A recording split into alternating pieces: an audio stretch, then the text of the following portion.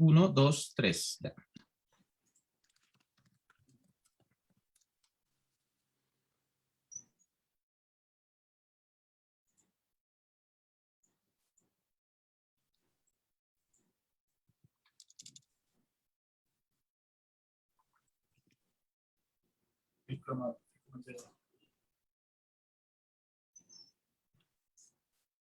Ya estamos al aire. Carlos, estás muteado.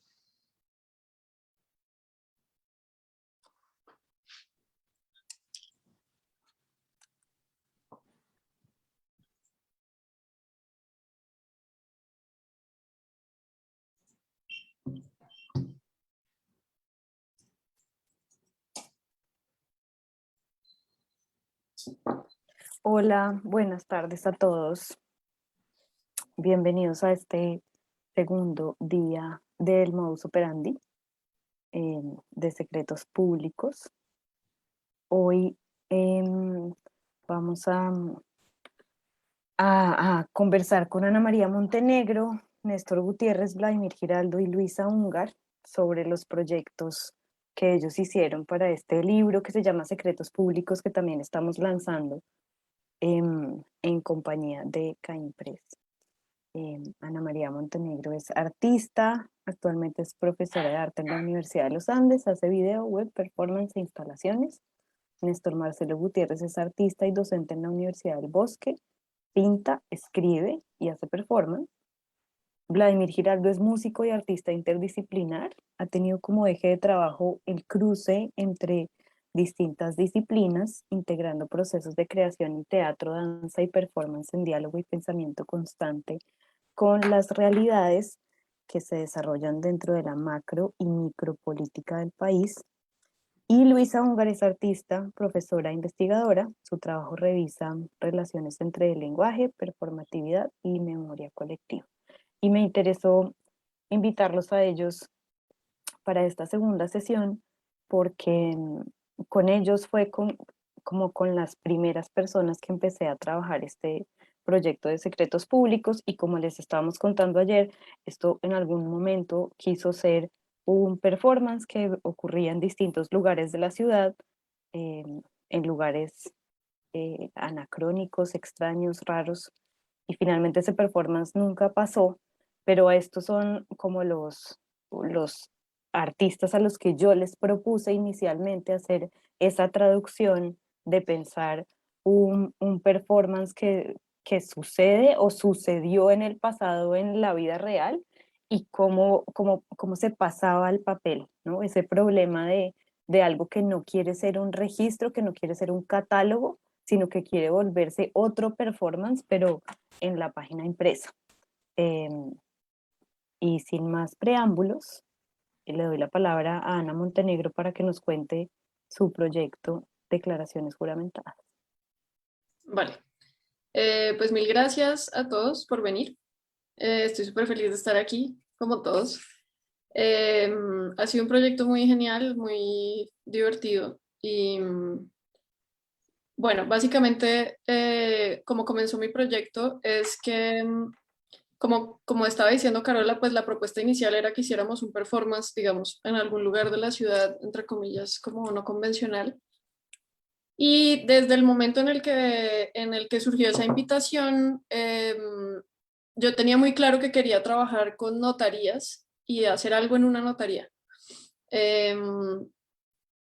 Hay muchas cosas que me interesan de las notarías.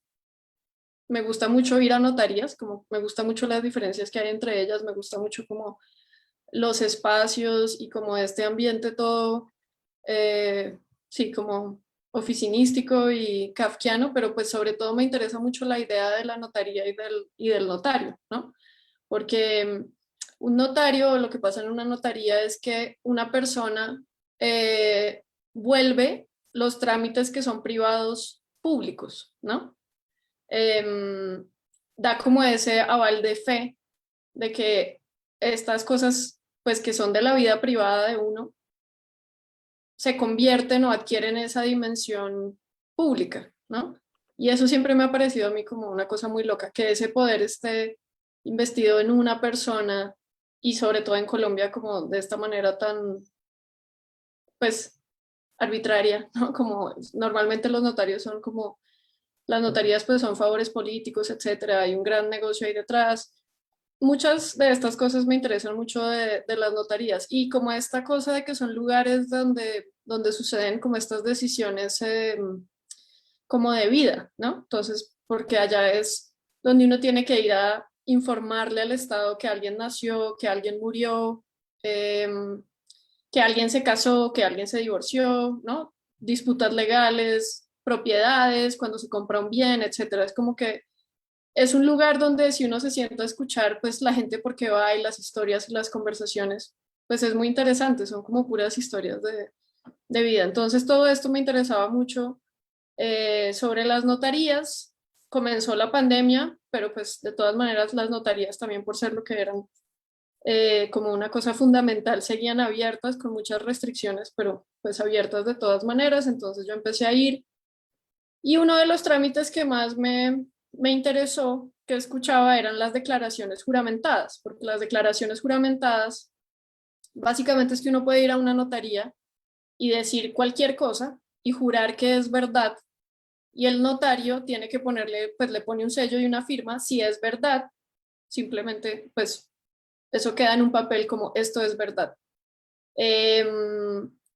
Y normalmente, ¿para qué se utiliza este trámite de las declaraciones juramentadas? Se utiliza, por ejemplo, pues donde yo lo he escuchado mucho es, por ejemplo, muchos hombres que tenían que dar una cuota alimenticia para los hijos que tenían, ¿no? Como plata para los hijos que tenían, pero estaban sin trabajo y entonces tenían que ir a jurar, hacer una declaración juramentada de que estaban sin trabajo en realidad, que no estaban recibiendo ingresos por ningún lugar y que por eso es que no podían dar la cuota alimentaria. Por ejemplo, esa es una forma en la que se usan mucho estas declaraciones juramentadas.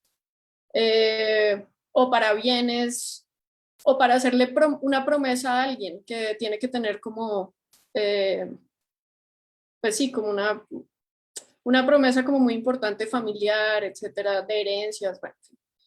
Entonces, este trámite de la declaración juramentada me interesó mucho también porque, aunque pues parece como muy, sí, como una cosa muy ligera, digamos, sí tiene un peso importante porque donde se descubra que uno dijo mentiras, o sea, que lo que uno declaró no es verdad, a uno lo pueden meter a la cárcel 2 años, ¿no? Eso es como el castigo por ir a declarar algo y decir que es verdad, que no es verdad. Entonces, pues en todo esto lo que yo decidí hacer fue ir a declarar un día diferente, una notaría diferente por cada día durante una semana, declarar que mañana no seré la misma persona que soy hoy, ¿no? Mañana no seré la misma persona que soy hoy. Pues que es una verdad a todas luces y una verdad diferente desde donde se le mire, eh, pues como desde la biología, la psicología, la física, o en fin, como es desde muchos lugares una verdad absoluta que mañana no somos las mismas personas que somos hoy, no somos exactamente las mismas personas que somos hoy. Es como lo que a mí me interesaba, esa idea del cambio. Pero obviamente esto retaba también pues toda como la verdad fundacional sobre la que existen las notarías, porque lo que esto significa es que cualquier contrato que yo haya hecho, ¿no? Si eso me lo firman y dicen sí, esto es verdad, pues eso a la larga también lo que significa es que cualquier contrato que yo haya hecho en el pasado no es válido, porque esa persona que firmó ese contrato, así haya sido ayer o antier, pues ya no, yo ya no soy esa persona, ¿no? Entonces, las notarías tienen como esta idea de que nosotros somos la misma persona toda la vida. Tenemos un nombre, tenemos un número de cédula, tenemos un lugar donde nacimos, como... Entonces me interesaba, pues,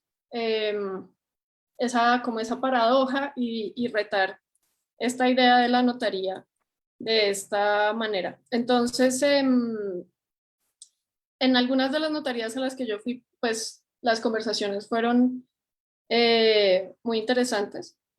Cuando yo llegaba a una notaría, por lo general me pasaban un papel para llenar los datos, o sea, para poner a mano el teléfono, la dirección, etcétera. Y ahí había un campo para escribir a mano lo que yo iba a declarar. y luego se la pasaba a la señora que me estaba atendiendo. Entonces, la primera señora que me atendió, cuando leyó el papel, o sea, cuando leyó lo que iba a declarar, me dijo esto. ¿Esto es lo que va a declarar? Sí, Mm, declaro que mañana no seré la misma persona que soy hoy. Pero ¿y qué es lo que va a pasar mañana? nada, pues no sé, pero nada extraordinario. Regáleme un momentico, por favor. Y entonces ahí esta señora se paró y se fue para atrás para hablar con otra mujer y luego volvió. Señora Ana María, ¿usted para qué está solicitando esta declaración? Para nada, es para mí. ¿Para usted? Sí, para guardarla y para tenerla. Bueno, regáleme otro momentico, por favor.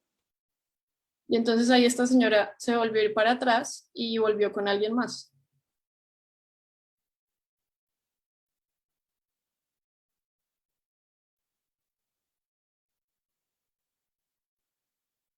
Dale tú, querido. Señora Ana Montenegro, ¿usted a qué se dedica? Doy clases de arte en una universidad y hago sitios web.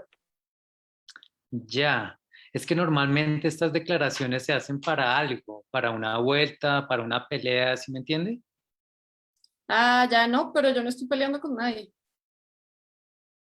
Señora Ana María, pero usted no va a hacer nada mañana, ¿sí? Nada raro. No, nada. Pues, o sea, uno nunca sabe qué puede pasar mañana, pero nada que yo sepa, ¿no? Ok, Pero sí estoy segura de que no voy a ser la misma persona mañana, porque mis células no van a ser las mismas, voy a tener otros recuerdos, voy a tener más recuerdos, voy a pensar en cosas que ya van a hacer que no sea la misma persona. ¿Sí me explico? Ya. correcto. Y eso es verdad, ¿no? Pues sí, es verdad, sí, sí. Bueno, doña Ana María, pero es que acá en el formulario tenemos que poner para qué es la declaración. Ya. Pero no es para nada. ¿Qué ponen normalmente? Pues ponemos cosas como para trámite legal o para trámite de adquisición, así, cosas así. Ya. Pues trámite, no sé, no se me ocurre. Eh, no sé. Trámite artístico. ¿No? Eso, trámite artístico. Listo, ya en un momentico se la pasamos, doña Ana María. Con esto, por favor, pagan la caja. Listo. Y bueno, hay otra cosa que me interesaba mucho de las notarías y que todavía me interesa mucho de las notarías, pues que es la historia de las notarías, ¿no? Como dónde comienzan las notarías, que pues es una historia muy antigua, pues esta figura antes se la llamaba escribano, en fin, digamos los primeros notarios eh, al parecer fueron egipcios, pero pues digamos en nuestro caso particular en Colombia es una cosa enteramente colonial, es una novedad, digamos, que tenemos aquí desde la colonia, porque las notarías eran muy importantes en España, hay toda una historia pues con la reina Isabel y las notarías, entonces eso también me parece muy loco, ¿no? Como de alguna manera esa instauración del Estado eh, como de ese estado que irrumpe en la vida privada, pues en realidad es una cosa que viene desde la colonia. Antes eso no existía, ¿sí? Como ese control también, porque las notarías son una figura de control. Y ahí pues normalmente, no siempre, pero normalmente los notarios son hombres y son hombres que uno nunca ve, o sea, están allá atrás en la oficina y en realidad van 2 horas al día a firmar pues todos los papeles que tienen ahí acumulados y las personas que atienden en la notaría también por lo general son mujeres, ¿no? Son como funcionarias eh, mujeres, pero pues creo que ahí también hay una cosa interesante en esa figura. En la notaría 2 a la que fui no me dijeron nada, solo me miraron raro, pero en la tercera notaría también hubo una discusión, o más bien una advertencia, y en esta notaría era sin formulario, yo le dictaba a esta persona en voz alta. ¿Y qué va a declarar? Esto. Declaro que mañana no seré la misma persona que soy hoy. ¿Qué soy? ¿Qué soy? Que soy hoy. Sí. ¿Por qué? ¿Se va a cambiar el nombre? No, ¿O no, qué? no, no, no. No, es Entonces, porque es como un hecho que me gustaría tener escrito por ahí. mm, ya, pero se va a ir a un viaje, se va a ir del país. No, no, no, nada. Ok, no sé si podamos hacerla, ¿Por qué? pues porque, Porque esto es verdad, ¿no? ¿No le parece? ¿cómo así? Pues mañana usted no va a ser el mismo que es hoy, Sí voy a hacer, sí. ¿no? O sea, un psicólogo le diría que no, un biólogo también le diría que no, un físico, pues peor, no va a ser la misma persona que soy. Ah, ok, como que uno era niño y ya no es niño o algo así, ¿no? Sí, pero pues eso pasa todos los días de a poquitos, ¿sí? Ya, ya entiendo. Mm, pues sí, es verdad, sí. ¿Y usted la va a guardar? Pues se la voy a mostrar a algunas personas y de pronto la pongo en un libro que está haciendo una amiga. Uy, pero es mejor que no se la dé a nadie, que la guarde usted. Pues porque uno no sabe cómo es la gente, ¿sí me entiende? Sí, sí, yo la guardo, pero ¿qué pueden hacer? No, pues ahora no se me ocurre, pero es que acá llega la gente con unos cuentos que uno no se imagina. Vale, sí, pues gracias, yo la guardo bien. Listo, entonces regáleme 10 minutos y puede ir pagando la caja. Listo. Y lo otro que me interesaba de las notarías era el ambiente, los personajes, ¿no? Porque me encanta ver como estos personajes y estas señoras de las notarías, es todo muy kafkiano, es como una burocracia de pararse, sentarse, hacer fila, ¿no? Y son geniales y de alguna manera yo sentía que el performance, o sea, que el público del performance, entre comillas, eran pues las personas en la notaría, ¿no? Como estos funcionarios que además por lo general son muy amables y pues no están acostumbrados como a que esto cambie, pues que les llegue como una cosa así. Aunque han visto muchas cosas, esto pues les daba como mucha risa. Y eso me pasó en la cuarta notaría con una señora que fue muy querida. Y en esta notaría no había ventanilla, estaba sentada una de las funcionarias en el cubículo y yo estaba ahí al lado de ella y ella escribía en el computador. Entonces luego de dictarle todos mis datos me preguntó,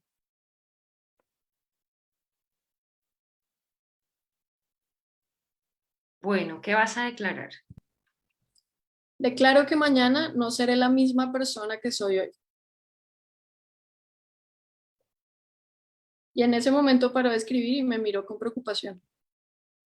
¿Cómo así, mi niña? Sí, eso, pues que mañana no voy a ser la misma porque habré cambiado. Espérame un momentico. Y entonces ahí ella se paró y volvió con otra mujer. Perdónanos, pero tenemos que preguntarte. ¿Tú estás bien? Sí, sí, estoy bien. ¿Estás triste? ¿Te pasa algo? No, no, nada. Pues las preocupaciones de siempre, de ahorita, Ya. pero nada grave. Mira, es que yo tengo una hija como de tu edad, ¿sí me entiendes? Entonces como que siento que tengo que preguntarte. ¿M? No, no, pero estoy bien, en serio. ¿Pero no te vas a hacer nada mañana? ¿Hacerme algo? A mí. Sí, sí, algo como... ¿Cómo suicidarme? No. No, eso sería dejar de existir como materialmente. Eh, pero no, no me voy a hacer nada. Nada. O alguien más, alguien que creas que quiere hacerte algo, que quiere hacerte daño o No, no, no. algo. No, nada. No, les juro que no. No. Entonces, No, es que pensé eso hace unos días, estaba caminando y como que me llegó hacia la mente, ¿no? Que uno cambia todos los días, como uno es el mismo, pero no es exactamente el mismo y las neuronas se conectaron de una nueva manera hoy y uno aprendió algo, vio algo o se olvidó de algo para siempre. Entonces, es como que uno sí es el mismo, pero no. Y esto que nos está pasando hoy, pues ya me va a cambiar a mí para siempre, ¿no? Como que uno, sí, eso. Y, y uno crece también, ¿no? Pues sí, pero es que una de mamá, una los ve crecer y no sé, ¿tú tienes hijos? No, no, no tengo. Pero es solo eso, o sea, es como que me pareció chévere, pues venir a declarar eso. Sí, Mm. O sea, Ana, es interesante la forma en la que aparece el secreto público en esas conversaciones, ¿no? Como que me hace pensar en cuál es la forma del secreto público, cómo se manifiesta, cómo aparece y cómo se oculta, como que existe por su relación con lo que se sabe, pero no se dice, mm, lo sabemos, lo callamos, ¿no? sí, sí, total. Creo que en su trabajo eso está en varias capas, en el trabajo mismo, pero en las conversaciones sobre esa certificación de la existencia. Es como la evidencia literal, pero detrás de eso está todo eso que se oculta y no se dice. Me acordé de una cosa que me contaba Carolina, que le había nombrado Michael Taussig en algún momento, que era cuando la gente en Colombia, ante una situación, cuando él le preguntaba a la gente en Colombia una situación de violencia, en una situación de violencia, que cómo estaban las cosas, Ujú, las personas le decían, no, es una situación muy complicada, y no se referían directamente a la situación. Como que algo se sugiere, pero no se nombra directamente. Y se supone, el secreto público asume que uno se convierte en un experto de la ocultación y lo que se revela. Y a mí me interesaba mucho esa noción del truco y cómo el aparato social oculta o muestra cosas. de acuerdo, total. Mm. Como que la existencia del secreto depende de su ocultamiento. Para estar vivo tiene que esconderse. Tiene como una forma de una cosa de un ruido que se llama un ruido seco. Ujú, Un ruido seco es como un ruido que no es muy escandaloso ni dura mucho y produce un eco pero tan liviano que es casi imperceptible. Y la primera vez que yo leí la descripción de lo que era un ruido seco fue en un libro que se llama Lectura infantil para la enseñanza primaria, que fue editado en 1897 en Bogotá en una imprenta de la Luz y es una cartilla que enseñaba a leer y a pronunciar en voz alta correctamente a niñas y señoritas en la Colombia de finales del 19. Entonces, un ruido seco es como una de las muchas formas en las que uno puede intentar generar un sonido al pronunciar una palabra, pero oyendo las conversaciones pensaba otra vez en esa figura, mm, como del eco y las ondas, ¿no? Como que usted sí, llega a la notaría y pide algo y que ondas en términos del agua que genera, ¿no? Como que son sutiles las diferencias, pero cada conversación es muy distinta. Y en los ejercicios de las cartillas había como distintos escenarios en el que estas alumnas practican cómo ujú, debe leerse correctamente. Entonces aparecen escenarios de la vida doméstica y de la vida en sociedad, la sala de la casa, el salón de clase o la iglesia. Y siempre involucran la persona que está practicando y todo el tiempo una especie de audiencia, un público imaginario a quien se debe dirigir la persona que está hablando.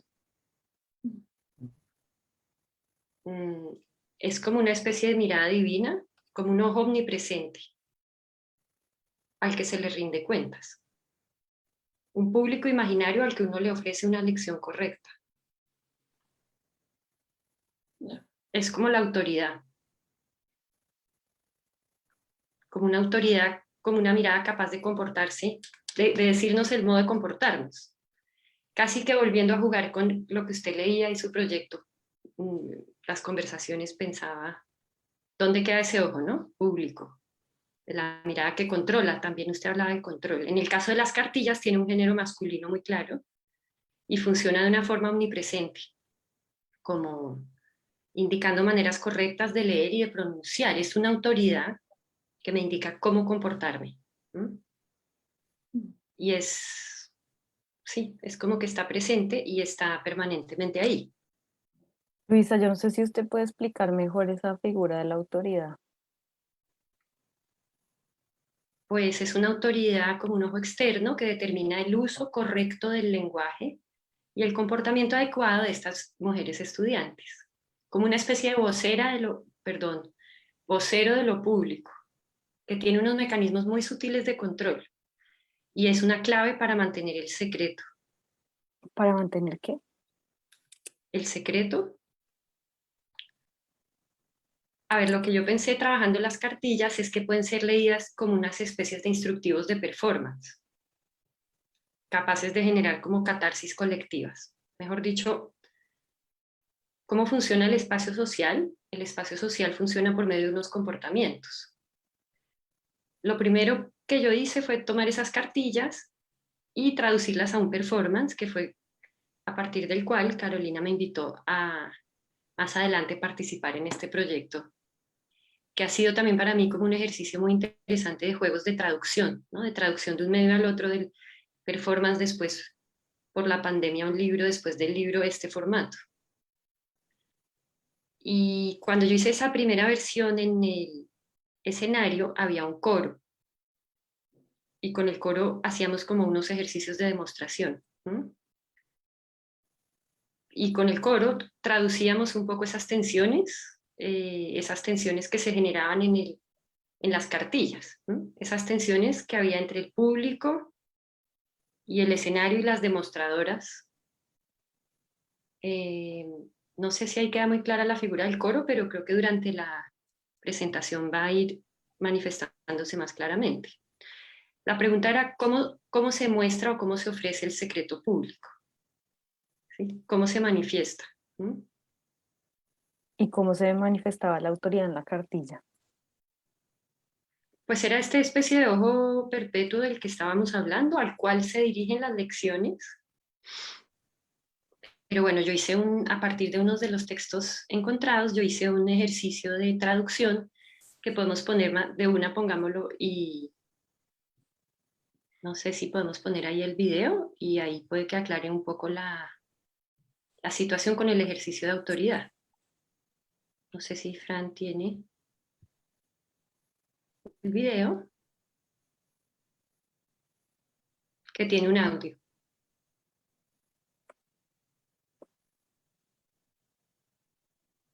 Ahí está sin el audio. Ahí está parado y tiene unas flores de fondo.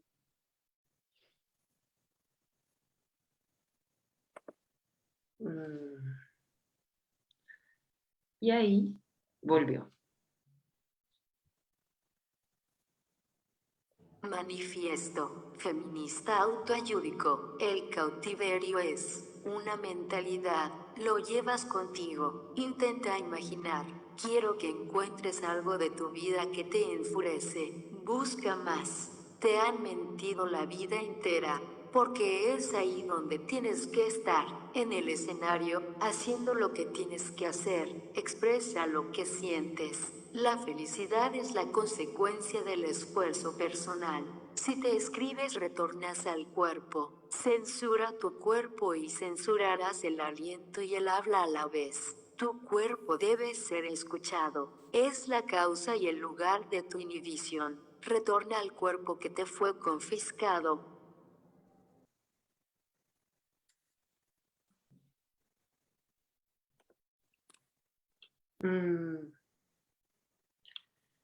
Gracias, pues no sé, Carolina, si aclara eso un poco la pregunta por la autoridad.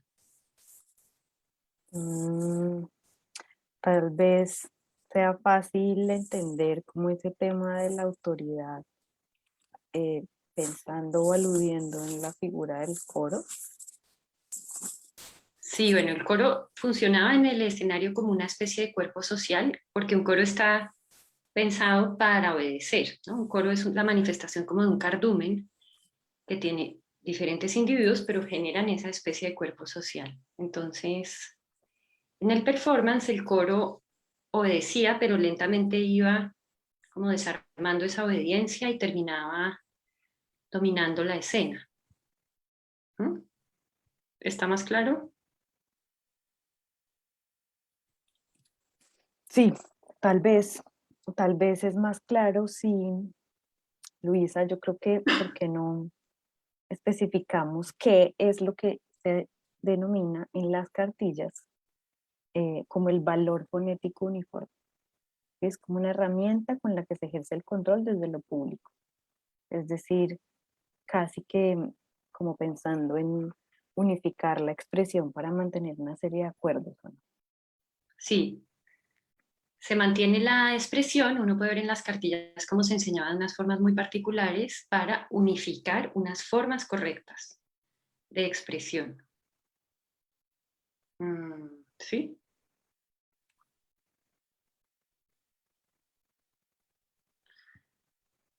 En las cartillas eso se denomina movimientos parásitos. Es como que el valor fonético uniforme debe hacer desaparecer los propios modos de expresión. ¿Mm? Los movimientos parásitos deben ser controlados, pero no sé si eso sí ya es más claro o... Sí, la expresión debe ser neutra y así desaparecen los propios modos de expresión. Luisa, ¿usted puede leer, por favor, el ejemplo de la A pero sin expresión? Sin expresión. Si abriendo levemente la boca dejamos escapar un soplo extendido, producimos una sonoridad que es el ruido de la A. No sé si sea tan claro porque es que los movimientos parásitos tienen que corregirse, parecen sucios, o será la transmisión. Yo no sé si ustedes tienen un ruido porque suena forzado, ¿no? Sí, sí, lo están forzando un poco. Intenten un poco más. A ver. Acción 2. Obediencia total. Sonido de respiración profunda. 3 veces. Todos suspiran mirando al frente. No, para manifestar la forma suave ideal debe practicarse bien la pausa, ¿no? Bueno, voy a leer las instrucciones. Practicar. Ruidos derivados secos. Aire.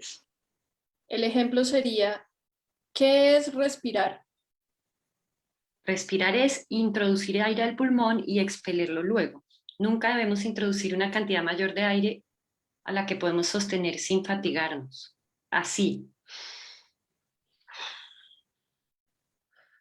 Y la pausa se da correctamente cuando se tiene el hábito de respirar en los momentos oportunos. ¿Mm? Sí. ¿Qué es el hielo?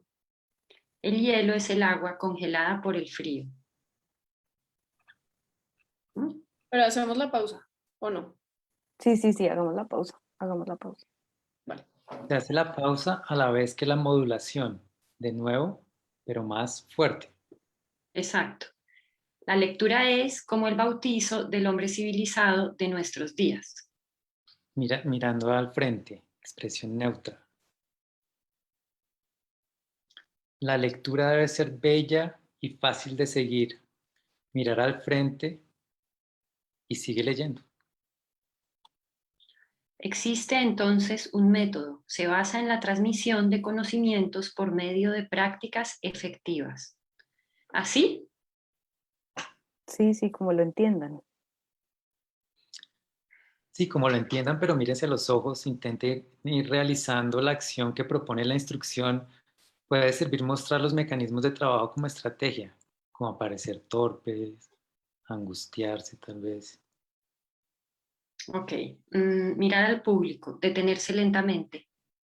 La acción es cardumen, la intención es la presencia. ¿Así está mejor? Sí, sí, mejor. Vale, no, entonces sigue tú. Bueno, bueno, gracias Carola por la invitación y también Francisco por el trabajo ahí en la edición del libro. Y gracias a todos por estar acá también escuchándonos y viéndonos. Yo les voy a hablar sobre el proyecto que hicimos junto con Vladimir Giraldo también que nos acompaña. El proyecto, el nombre del proyecto con el que participamos en el libro Secretos Públicos es Dar la Cara. Originalmente, cuando el proyecto era una serie de performances, no íbamos a participar con este proyecto. Pues el proyecto cambió bastante y fue ahí gestándose, y en algún momento lo que íbamos a hacer era en lugares distintos, en lugares específicos, y cada performance iba a proponer un evento, una situación, que iban a estar separadas en el tiempo y en el espacio. Entonces, nuestra propuesta originalmente, pues eso fue lo que le propusimos a Carolina, era trabajar en una casa de Medellín, una casa que estaba investigando en ese momento y que me interesaba mucho, así como su historia y el lugar en el que estaba. Pero por cuestiones de la pandemia, las restricciones en el movimiento, las restricciones también para los encuentros, pues no fue posible realizarlo. Entonces ahí Carolina nos propuso que hiciéramos una versión de Dar la Cara, porque en ese momento, eso fue finales del 2019, justo habíamos acabado de hacer la acción, ¿no? Entonces no existía como el documento como texto, pero había ocurrido esa acción una vez y solo ha ocurrido esa vez. Eso fue en el marco del Salón Nacional pasado, eh, como en los eventos que ocurrieron en la Cinemateca. Esa parte del salón la estaba curando Ana. Mm, Entonces ese performance ocurrió allá y básicamente consistía en dos personas, un músico y un narrador, que están enfrentados en un escenario, el músico con su instrumento, el narrador con su voz, y el narrador lee un texto y el músico toca. En esa ocasión hicimos el performance con Diego Garcés, que es baterista. Entonces la única vez que se ha hecho con batería, y bueno, la música y toda la dirección musical y la composición la hizo Vladimir, pero Vladimir pues no aparecía en escena. Y ahí como que también nos quedamos como con la pregunta de si la única manera de hacerlo era con un baterista, ¿no? Como abrir la posibilidad de que fuera un instrumentista. Mientras lo íbamos haciendo, como que surgió esa posibilidad. Y con la invitación de Carolina, entonces lo que decidimos fue pensarnos una traducción de eso que ya había pasado, pensarnos cómo podría pasar en un libro, ¿no? Cómo traducir ese evento en el cuerpo de un libro. Y lo que se nos ocurrió hacer con Vladimir, además, pues era algo también que de cierta manera también ya habíamos discutido antes, ¿no? Vladimir y yo hemos hecho trabajos juntos ya desde hace un tiempo, siempre involucrando texto, música y performance. Ahí es donde nos encontramos, como en ese espacio. Y las publicaciones o las posibilidades de relacionar esos eventos con una publicación nos interesaba. Nos habíamos hecho esa pregunta, y es más, siempre que hemos hecho algo ha habido una publicación de por medio de alguna manera, a veces como objeto inclusive dentro del mismo evento. Entonces, pero nunca habíamos hecho una partitura, y en esta ocasión nos pareció interesante hacer una partitura o algo como entre una partitura y un guión. Mm, la partitura y el guión tienen una relación que nos interesa explorar también con relación al evento, ¿no? Porque de cierta manera es como un instructivo o da la pauta para que se pueda repetir esa acción. pero en muchos casos también es algo que funciona de manera autónoma, tiene una cierta autonomía o puede tenerlo, ¿no? Por ejemplo, en el teatro, así como uno se puede leer la obra y puede tener puede generar ya una situación solo pues en la lectura sin necesidad de presentarla en vivo. Entonces, con estas cuestiones en mente, eso fue lo que hicimos, traducirlo a una partitura también para que se pudiera repetir y que no dependiera solo pues de nosotros. No sé, Vlad, si quiere contar un poquito más sobre la manera como se hizo esa partitura. Sí, gracias. ¿Qué tal todos? Buenas tardes. Sí, pues la partitura, como dice Néstor, es una traducción del trabajo que pusimos en un momento del escenario. Es montar el trabajo en otro lenguaje, en este caso el lenguaje escrito. Sería chévere si desde producción podemos correr a la página anterior, justo de la que está ahí puesta, que sería interesante ver ahí, por ejemplo, entonces, y esto se relaciona mucho con lo que hablaba Luisa y pues con el título del libro, que son secretos públicos, ¿no? Básicamente aquí están nuestros secretos y está la autoridad que nosotros estamos develando de alguna manera en el acto que pasó en vivo en este momento, ¿no? Aquí está la lista de instrucciones de cómo, claro, al tratar de construir esta partitura, no podría ser una partitura convencional como la que uno lee en la música occidental académica normalmente, sino que con Néstor encontramos el reto de gestos sonoros y vocales y de espacio y de escenario a unos símbolos como lo es a una grafía muy personalizada, ¿no? Entonces desarrollamos símbolos como notas sostenidas, si alcanzan a leer ahí, dice improvisación abierta y continua, respiración, movimiento melódico. Hay unos cuadros que significan unas situaciones específicas y en la siguiente página se describe muy bien el escenario, ¿no? Hay una autoridad permanente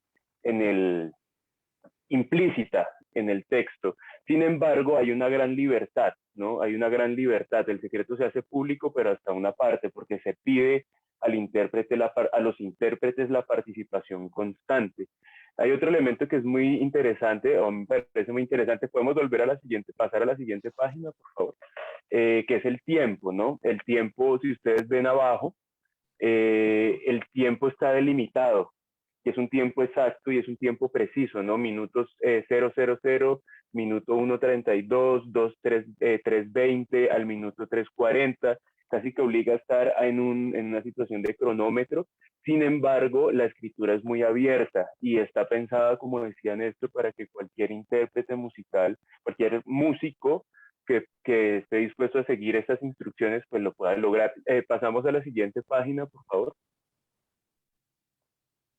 Y aquí, por ejemplo, arranca el texto, ¿no? Adelantemos la siguiente página para mostrar mejor el texto. Y se demuestra claramente el punto en el que entra el texto. Ahí, por ejemplo. Entonces ahí es claro, hay una relación interesante porque dice el texto en el minuto 7:14 dice lo que dice en el momento y la música está en silencio. ¿Sí? Si ven en la página anterior había mucho gráfico, mucha ilustración, es porque hay eventos sonoros ocurriendo, ¿no? En este momento hay silencio. Y así se desarrolla pues alrededor de todo el montaje la pieza. Creo que eso es lo que podría decir por ahora. Ok, Vlad. Bueno, entonces, pues eso fue lo que hicimos. Hicimos esa partitura, guión, pero realmente el proyecto de Dar la Cara empezó como un texto. Esa fue antes de ser un performance, antes de ser una partitura, antes de participar en una publicación, fue un texto.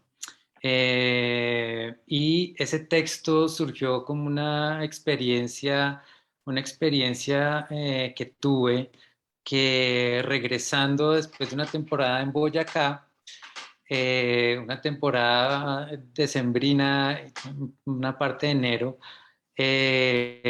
estábamos devolviéndonos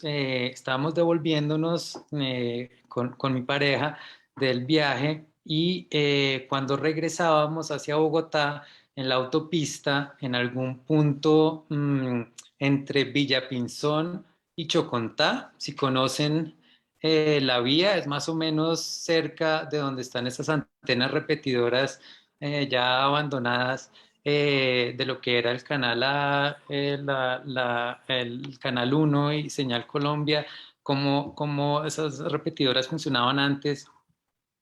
Es por ahí cerca, un poquito antes, más cerca como de Villapinzón. Entonces veníamos regresando del viaje, estábamos escuchando música, estábamos conversando cuando de repente el carro de adelante estrelló a un perro, lo atropelló y lo vimos ahí justo enfrente de nosotros. Entonces nuestra reacción fue parar inmediatamente, a ver qué había pasado, nos bajamos a ver qué había pasado.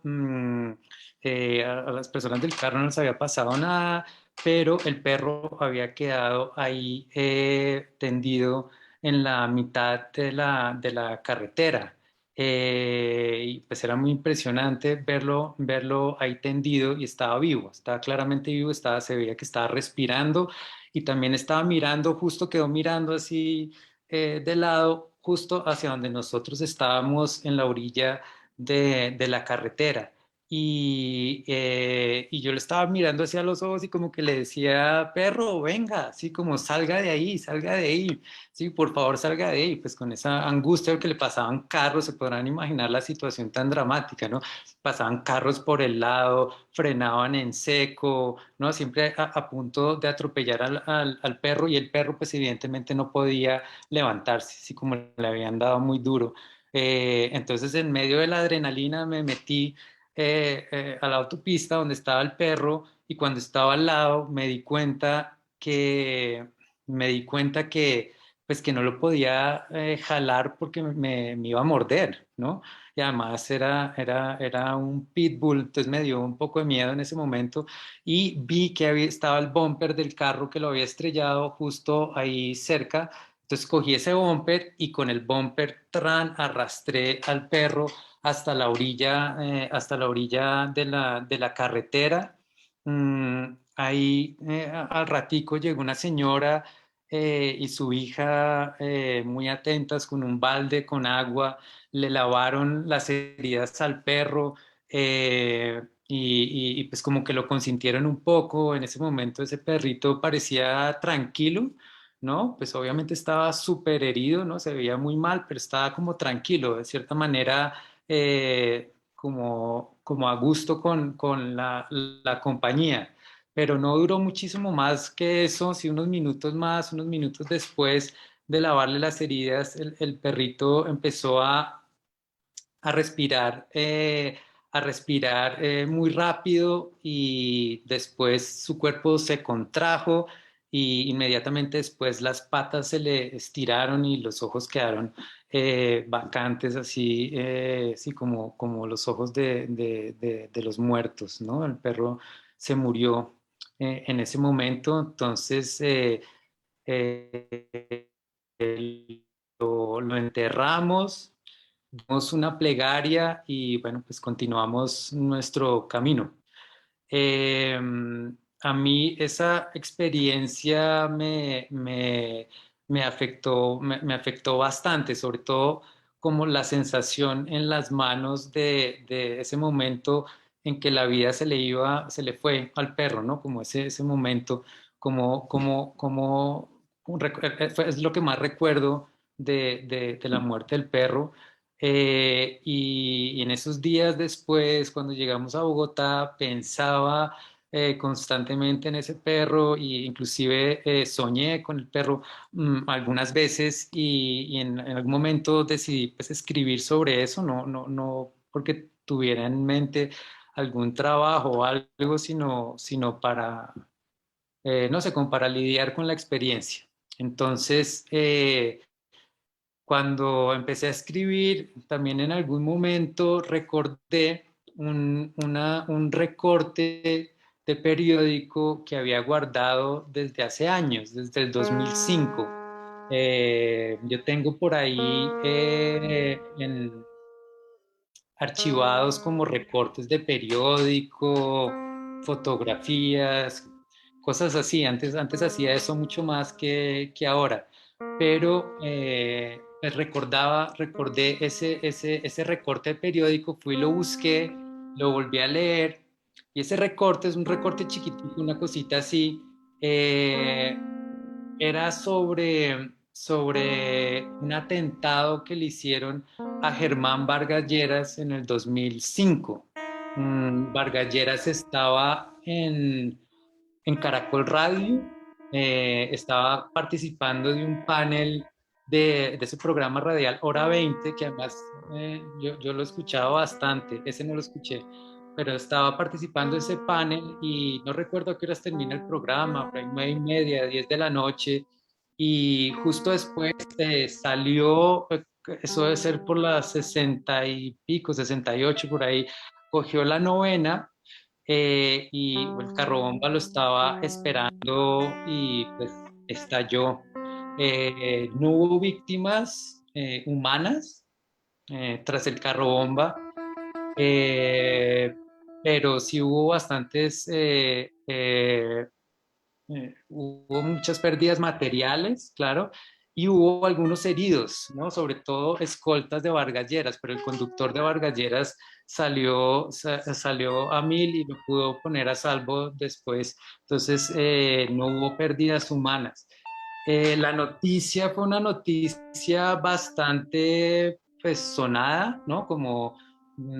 Y duró un tiempo, duró bastante tiempo, por ahí unos, no sé, semanas, tal vez meses, pero yo la verdad no recordaba mucho la noticia. Ahorita se las cuento es porque después investigué, ¿no? Y busqué todas las noticias que habían salido en la época, pero yo lo que realmente recordaba era lo que había leído en ese recorte.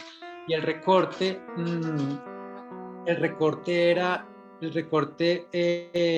recogía unos comentarios que había hecho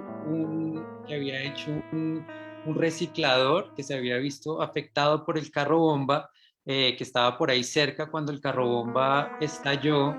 Y este reciclador lo que decía es que, o lo que argumentaba es que el atentado no había sido contra Vargas Lleras, ¿sí? Que Vargas Lleras estaba vivo, que el atentado había sido contra su perro, que él era el único que se había muerto, Lucas.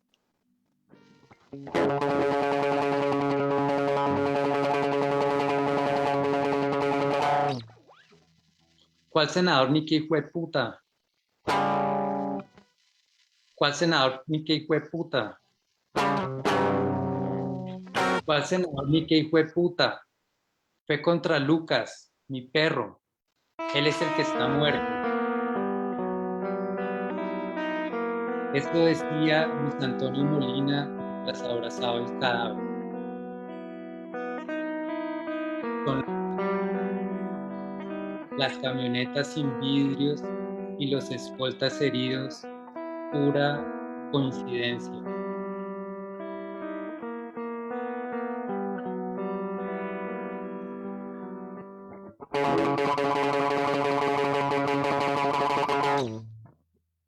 ¿Quién da la cara? ¿Quién responde por mi perro? Preguntaba, apretando el cadáver cada vez más. La densidad de un cadáver es difícil de explicar. Pesa diferente a lo vivo.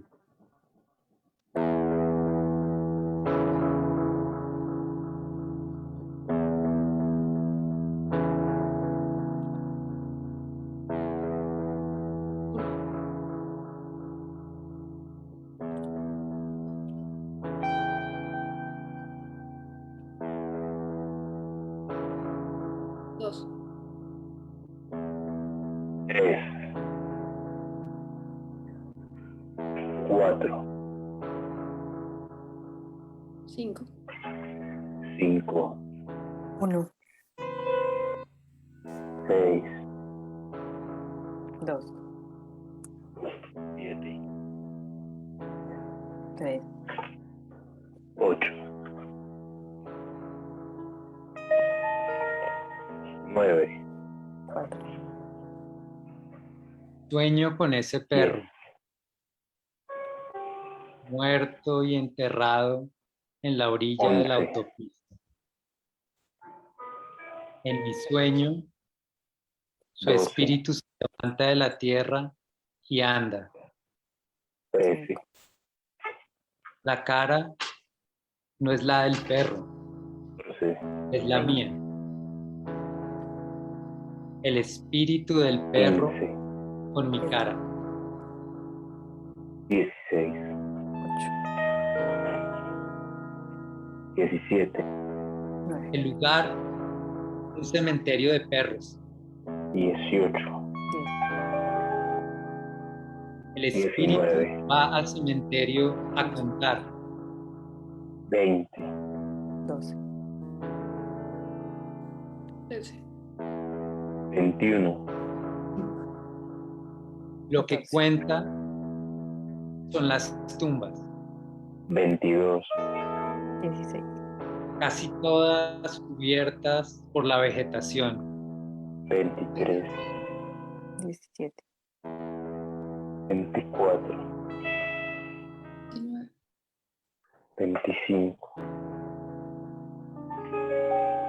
Entre las flores 26, amarillas de la ruda y el diente de león se ven piedras. 27,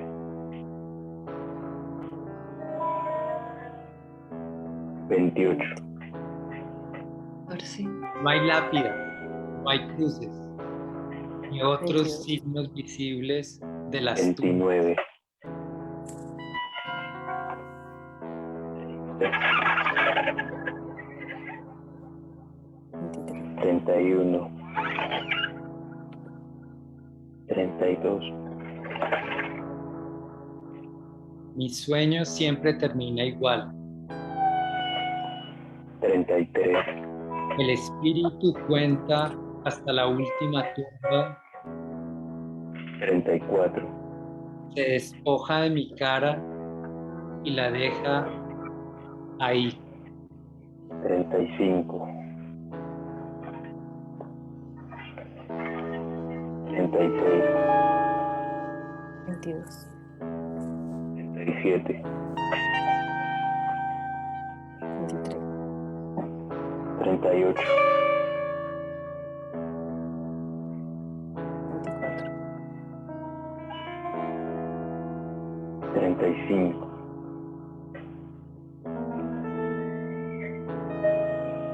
28, 36, 37, 38, 39,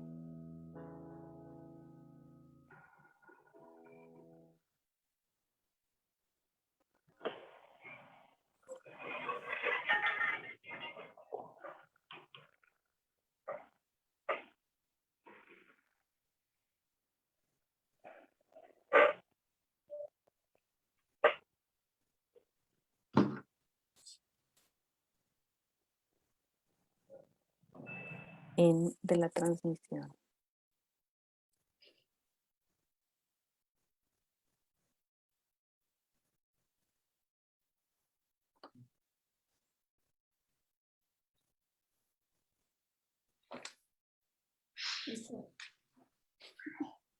Listo. Gracias a todos por haber venido. No sé si alguien tenga preguntas o quiera decir algo. La gente, las personas que están en el público.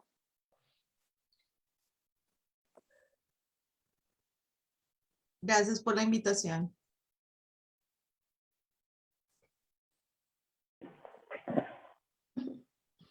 Gracias por venir.